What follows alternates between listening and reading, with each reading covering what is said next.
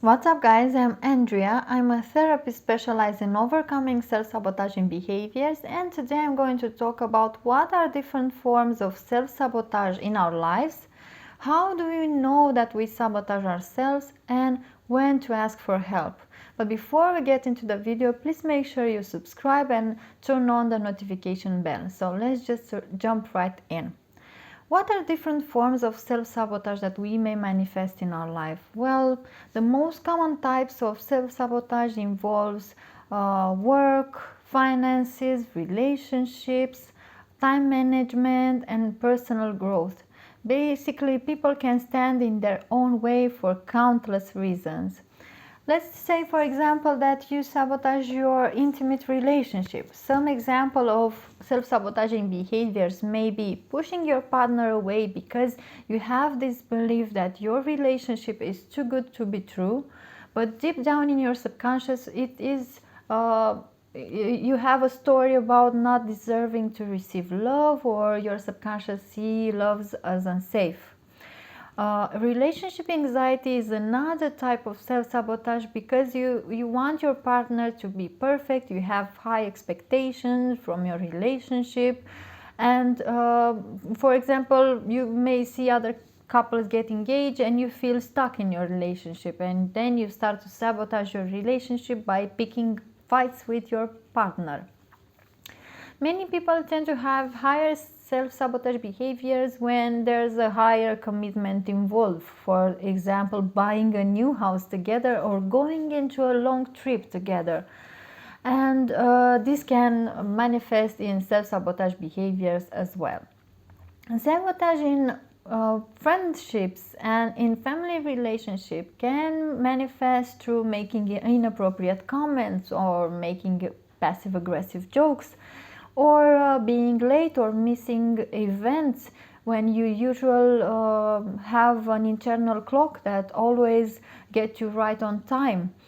Especially if you have avoidant tendencies, you will feel that it's more scary for you to experience big events, so you will tend to sabotage those perfect days and perfect moments spent with your family or friends.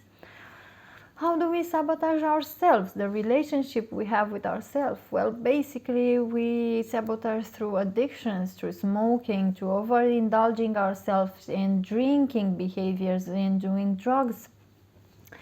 We sabotage ourselves by oversleeping when we usually wake up on time, or overcommitting to when we don't want to commit to certain events, or family events, or friends events. And another self-sabotage behavior that for me was really important, was a really big part of my life, was unusual physical clumsiness. I was always tripping, cutting myself, dropping things, spilling juice on my newest laptop and phone, and so on. And when I found out that this is a self-sabotage behaviors, it blew my mind. So in business or in our career, we can sabotage our dream job or our business by being late for meetings, or postponing getting the dream job or transition to the dream niche, forgetting about missing meetings or projects, from not being able to finish projects or courses or certifications, not feeling right about receiving big amounts of money or massive projects. Procrastination is another type of self-sabotaging behaviors, and it can come from perfectionism. Like, if I can't do it perfectly, I won't do it at all. From that fear of failure, for example. So how can you know that you self-sabotage?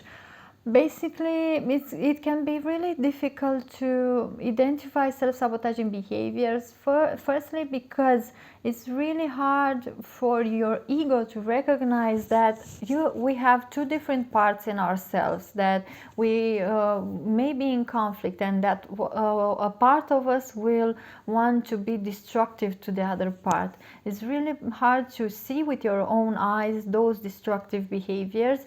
And because it between cause and effect, between one behavior and its consequences, is not a direct connection, and usually it takes more time for the consequence to connect to that event. And it's because of these two reasons it's really hard for us to see those self-sabotaging behaviors. One great tool I use with my clients when I work with self-sabotage is making them asking questions. When you are honest with yourself and you see exactly in your life what area is not what you want to be, you're not achieving your goals in certain parts of your life, then you can create that perfect life, perfect relationship, perfect your dream job, and so on. So you can ask yourself, am I avoiding some projects? Am I avoiding some steps I need to take in my business? Am I I don't take care of myself to work more, or am I focusing on thoughts that are self-defeating, or am I always procrastinating? And if you answer yes to one of these questions, that means that you may have some self-sabotaging behaviors.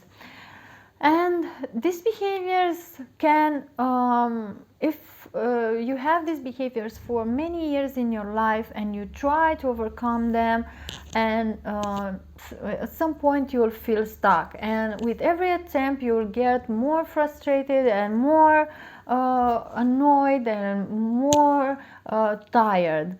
And first, you can talk with your family. For example, for me it was a great thing to talk with my sister, because she knows me since I was little, and she helped me a lot mirroring back some behaviors that were not aligned with what I wanted to create in my life. So talk with your friends, talk with your family, and if you feel that this behavior ruins your relationships and your career and your personal growth, is not ashamed to ask help from a professional, especially when it's about self-sabotage, because self-sabotage can sabotage our therapy process as well, and you need a guide, you need someone professional that can keep you on track and help bring this issue, which you probably aren't even aware of.